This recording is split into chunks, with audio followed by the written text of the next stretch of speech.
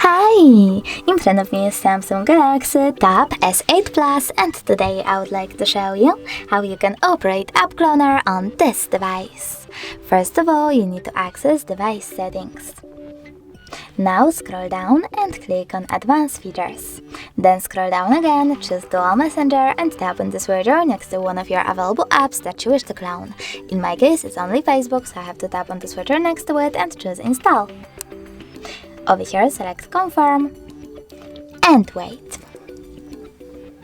Now click on Home button, and when I access my apps, as you can see, Facebook was successfully cloned. Thanks so much for watching. If you enjoyed this video, smash that like button, comment, and don't forget to subscribe. Bye!